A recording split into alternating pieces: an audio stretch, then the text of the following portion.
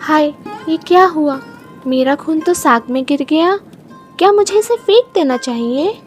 पर भाइयों के आने का समय हो गया है। अगर फेंक दिया तो वे भूखे रह जाएंगे। वैसे भी खून की एक छोटी सी बूंद से क्या ही फर्क पड़ता है। यह उस समय की बात है जब रिश्तों की पवित्रता सोने से भी शुद्ध हुआ करती थी। एक घर था जहाँ 7 भाइयों के बीच एक बहन चंपा किसी फूल की तरह खिली रहती थी। सातों भाई उसको अपने सर आंखों पर रखते थे। चंपा, आज हम जंगल के बहुत भीतर जा रहे हैं।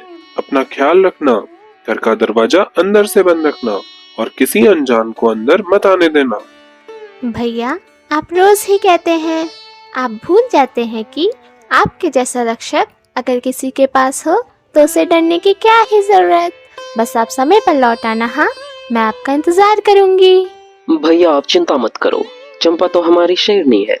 अच्छा चंपा, आज लौटते वक्त मैं तेरे लिए वो फल लेकर आऊंगा जो तुझे बहुत पसंद है। पर कहते हैं ना, इंसान का मन कांच की तरह होता है। एक छोटी सी घटना उसे हमेशा के लिए चटका सकती है।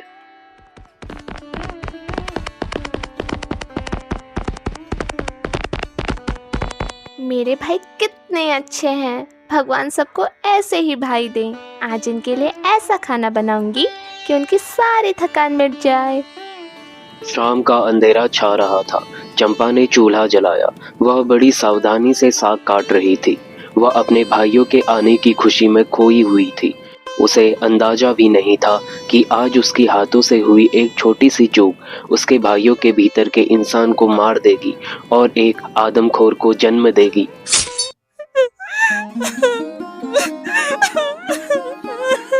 हाय, ये क्या हुआ? मेरा खून तो साग में गिर गया। क्या मुझे इसे फेंक देना चाहिए? पर भाइयों के आने का समय हो गया है। अगर फेंक दिया तो वे भूखे रह जाएंगे। वैसे भी खून की एक छोटी सी बूंद से क्या ही फर्क पड़ता है। वह एक बूंद जहर नहीं थी, पर उसने उस भोजन को एक ऐसे नशे में बदल दिया था जिसे चखने के बाद इंसान इंसान नहीं रहता। चंपा ने अनजाने में मौत का पकवान तैयार कर लिया था।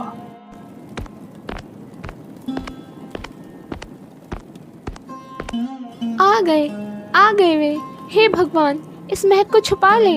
अगर उन्हें पता चला कि मैंने उनके खाने में अपना लहू मिला दिया है तो वे मुझे कभी माफ़ नहीं करेंगे। वो मुझे कितना प्यार करते हैं और मैंने उनका खाना अपवित्र कर दिया। रसोई में धुएं और भाप का एक ऐसा मायाजाल बुन चुका था जिसमें आज चंपा की मासूमियत कैद होने वाली थी। खून की मिठास और साग का कसेलापन मिलकर एक ऐसी खुशबू पैदा करते हैं जो पूरे घर की सीमाओं को तोड़कर बाहर बरामदे तक पहुंच जाती है। रुको, क्या तुम्हें कुछ महसूस हो रहा है? भैया, यह महक यह रसोई से आ रही है। ऐसा लगता है जैसे पूरा जंगल का सार किसी ने आग पर रख दिया हो। मेरी अतड़ियां कुलमुला रही है।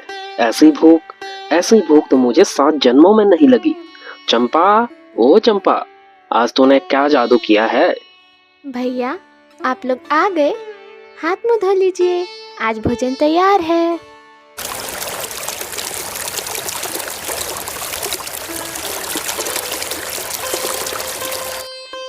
उस एक पल में समय ठहर गया। बड़े भाई की आंखें जगमगा उठी। उसके मस्तिष्क में हजारों बिजलियां एक साथ कड़की। वह स्वाद किसी मसाले, किसी कंदमूल या किसी जानवर के मांस से परे था। वह मानव रक्त की वह मिठास थी जिसे चखने के बाद सिर आदमखोर बन जाता है। वाह, ये क्या है? भैया, यह तो अमृत है। चंपा, तूने इसमें क्या डाला है? बोल। अगर तूने नहीं बताया तो मैं आज पागल हो जाऊंगा। नहीं भैया, ऐसा कुछ नहीं है। बस आज मैंने इसे बहुत धीमी आंच पर पकाया है। बड़ा भाई चंपा का जख्मी उंगली देख लेता है। वह समझ जाता है कि यह स्वाद खून का है, लेकिन वह चंपा पर चिल्लाता नहीं है। इसके बजाय वह और भी ज्यादा दयालु होने का नाटक करता है। चंपा, तेरे हाथ में यह चोट कैसी? क्या तू जख्मी हो गई है? हाँ भैया, आज थोड़ा सा कट गया था। अरे, हमारी इकलौती बहन को चोट लग गई और हमें पता भी नहीं चला। भाइयों देखो, हमारी बहन हमारे लिए कितनी मेहनत करती है। इसे तो अब आराम की जरूरत है। खाना खत्म करने के बाद चंपा बर्तन समेटने रसोई में चली जाती है। सातों भाई आंगन के कोने में इकट्ठा होते हैं। बड़े भैया, आपने चखा हुआ स्वाद, वह किसी जड़ी बूटी का नहीं था। मुझे पता है बुद्धू, वह उसकी अंगुली का लहू था। अगर एक बूंद इतनी नशीली है तो जरा सोचो। हमें क्या करना चाहिए? चुप रहो बेवकूफो, उसे भनक भी नहीं लगनी चाहिए। अगर उसे पता चला तो वह भाग जाएगी।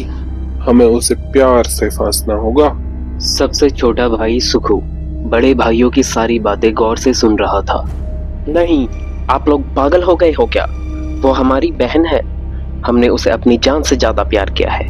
बड़े भैया, आप ऐसा कैसे सोच सकते हैं? सुखू, तू अभी बच्चा है। वह साग तूने भी तो खाया था ना। क्या तेरा मन नहीं कह रहा कि तुझे और चाहिए? नहीं, मुझे कुछ नहीं चाहिए। मैं गांव वालों को बता दूंगा। मैं चंपा को लेकर अभी भाग जाऊंगा। बरदार, तूने एक भी शब्द और बोला तो चंपा से पहले तेरी बलि चढ़ेगी। क्या तू मरना चाहता है? बोल। पागल मत बन सुखू, वह तो वैसे भी मरेगी। अगर तू साथ देगा तो तुझे भी हिस्सा मिलेगा, नहीं तो तू अपनी जान से जाएगा। सुखू सहम कर चुप हो जाता है। वह हार मान लेता है और उसकी आंखों से आंसू बहने लगते हैं। इतने में चंपा रसोई से बाहर आती है। क्या हुआ भैया? सुखू क्यों रो रहा है? कुछ नहीं छोटी, सुखू भावुक हो गया है।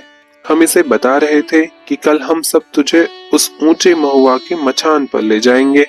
वहाँ बहुत सारे फल हैं। हम चाहते हैं कि तू सबसे पहले उन्हें चखे। सच सुखू भैया, आप मेरे लिए उदास थे? हाँ चंपा, कल तुझे बहुत ऊंचा ले जाएंगे। चंपा, कल तू सबसे सुंदर कपड़े पहनना। कल एक उत्सव होगा। अब जा, सो जा। चंपा खुशी खुशी अपने कमरे में चली जाती है। जैसे ही दरवाजा बंद होता है, सोम और बाकी भाई अपनी कुल्हाड़ियां निकालने लगते हैं। याद रखना सुखू, कल अगर तेरे चेहरे पर एक भी शिकन आई या तूने उसे आगाह करने की कोशिश की तो तू जिंदा नहीं बचेगा।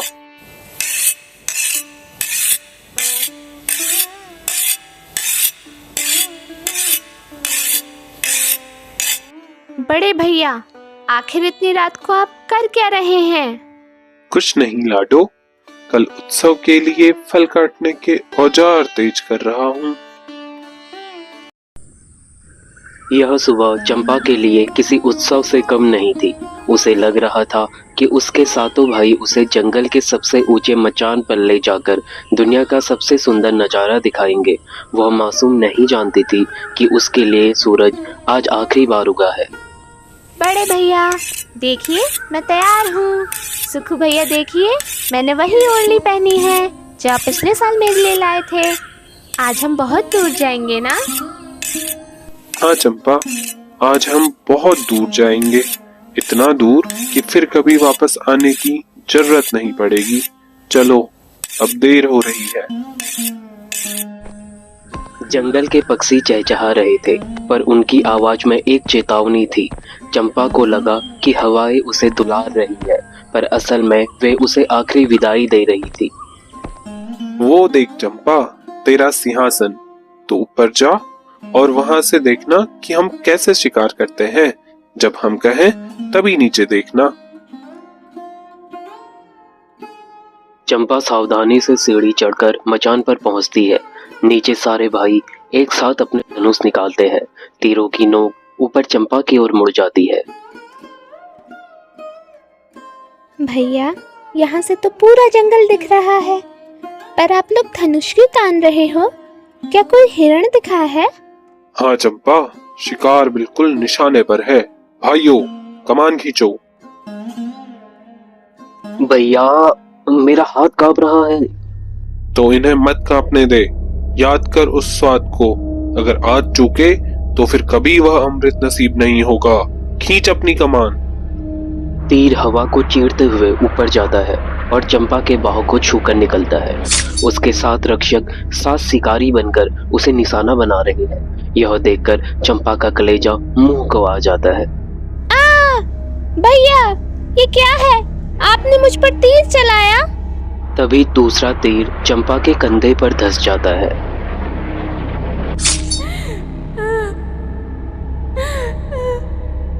बड़े भैया, क्या क्या मैंने आपको पिता नहीं माना था? सुखू, तू तो मुझसे बहुत प्यार करता था ना? माफ कर दे चंपा, मैं कायर हूँ, मुझे माफ कर दे। सुखू, रो मत, निशाना लगा। उसका लहू जमीन पर नहीं गिरना चाहिए। आखिरी तीर चंपा के हृदय के पार हो जाता है। चंपा मचान से नीचे गिर जाती है।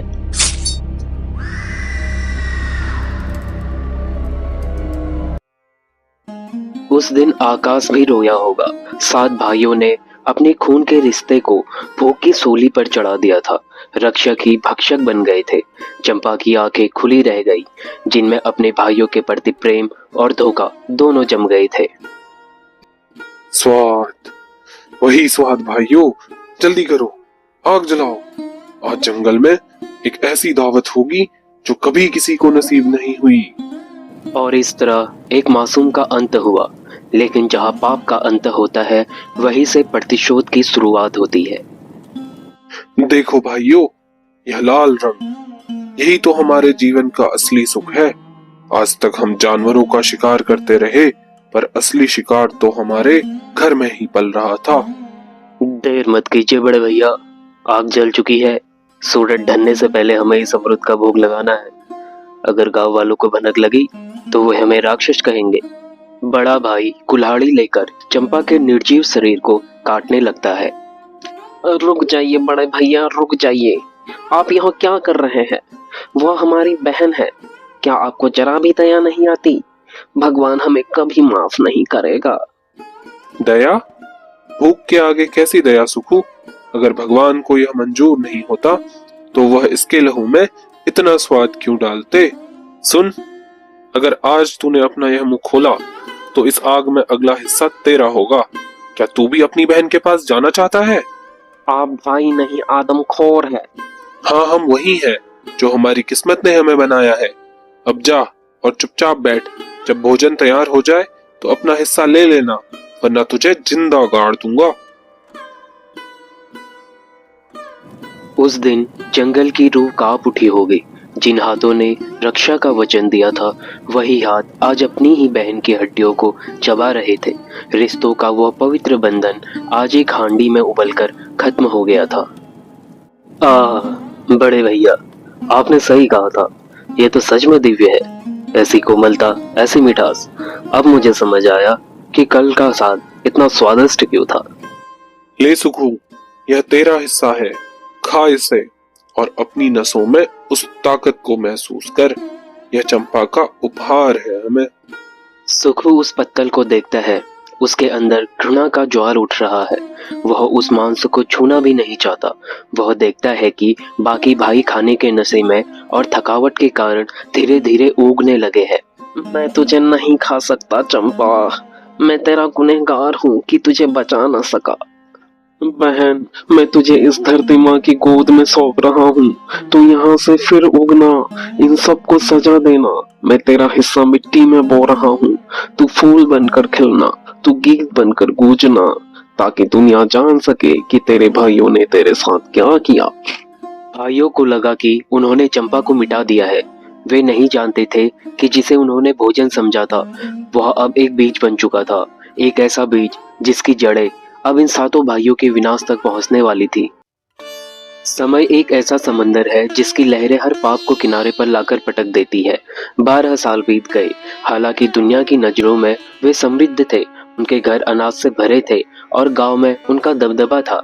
लेकिन उनके घर की दीवारों के भीतर एक ऐसा सन्नाटा था जो चीखता था। सोम, जो कभी सबसे बलवान था, अब रातों को सो नहीं पाता था। उसे अक्सर महसूस होता कि उसकी थाली में रखा हर निवाला लाल होता जा रहा है।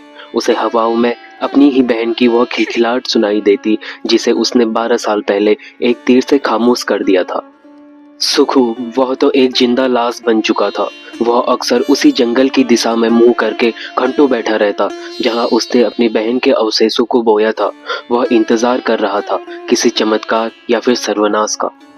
उसी जंगल के हृदय में जहाँ चंपा का रक्त मिट्टी में मिला था, वहाँ अब एक बांस का पेड़ उगाया था। इसका रंग पीतल जैसा सुनहरा था।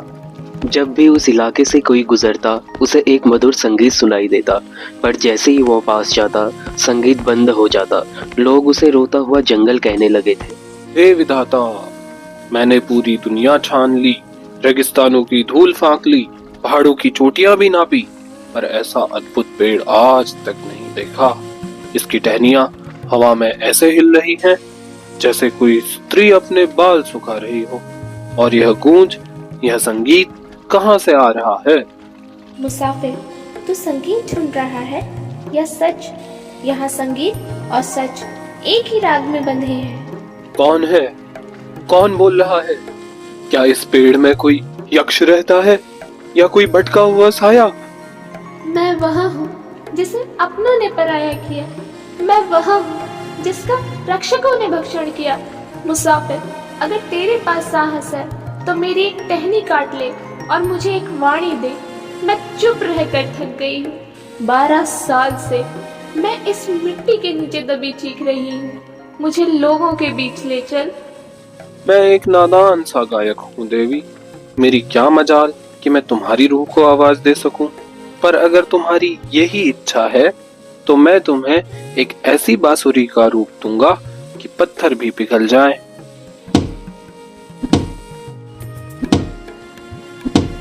ये क्या? ये क्या? इस लकड़ी से पानी नहीं, लहू बह रहा है। यह कैसा श्राप है?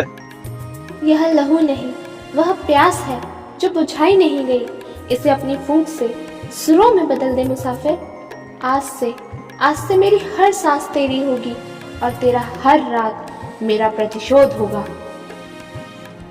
सोम और उसके 5 भाई अब बड़े बड़े घरों के मालिक थे। उनकी शादियां हो चुकी थी और उनकी पत्नियां घर पर हुकूमत करती थी। लेकिन सुखू ने कभी विवाह नहीं किया।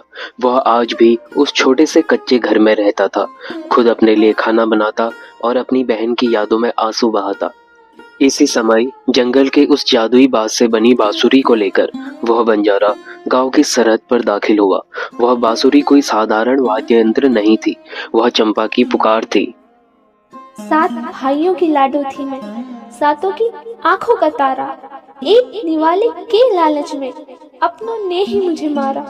बड़े भैया ने सीना बींधा, मझले ने मांस पकाया। मिट्टी में दफन हुई ममता जब अपनों ने ही मुझे खाया।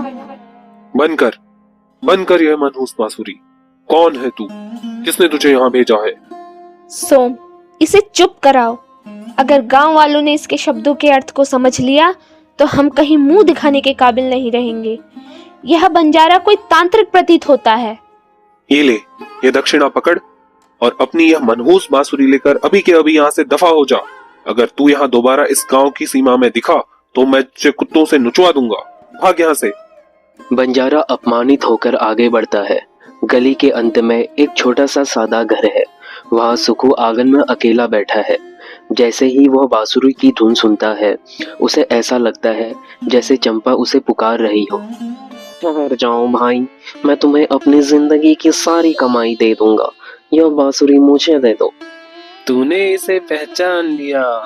जो इसे प्रेम दे सके वही इसका अधिकारी है। ले, इसे संभाल कर रख, क्योंकि इसमें तेरे घर की असली ज्योति कैद है। अगले दिन सुखू रोज की तरह जंगल में लकड़ी काटने चला गया।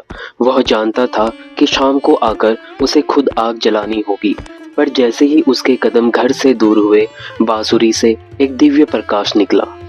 भैया, तुमने खुद को कितना कष्ट दिया।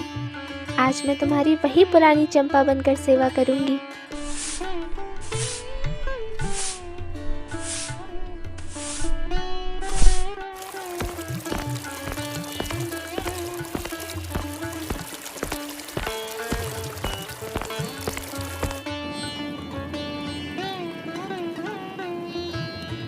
ये क्या?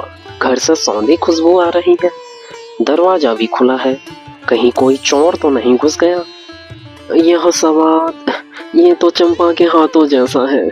क्या मेरी बहन वापस आ गई या मैं पागल हो रहा हूँ? 3 दिनों तक यही चला। सुखू का धैर्य जवाब दे गया। चौथे दिन उसने तय किया कि वह इस रहस्य को सुलझा कर रहेगा। वह सुबह बाहर निकला पर जंगल नहीं गया। वह पास के मंदिर से तांबे के एक पात्र में गंगाजल लेकर आया और घर के पिछली खिड़की के पास छिप गया। चंपा डर कर बांसुरी की तरफ भागती है। उसे लगता है कि अगर वह पकड़ी गई तो हमेशा के लिए खत्म हो जाएगी। नहीं चंपा, अब और नहीं। गंगा मैया, अपनी बेटी की रक्षा करो। मेरी बहन, तू वापस आ गई। भैया, गंगा जल के इस स्पर्श ने मेरे इस लकड़ी के बंधन को काट दिया और मैं मुक्त हो गई। नहीं, यह असंभव है। हमने तो तुझे मार डाला था। तू मर चुकी है। मैं मर गई थी सोम भैया, पर मेरा प्रेम और सुक्कू भैया का त्याग अमर था। तुमने दक्षिणा देकर सत्य को खरीदना चाहा, पर सत्य को कोई खरीद नहीं सकता। आज यह धरती फैसला करेगी।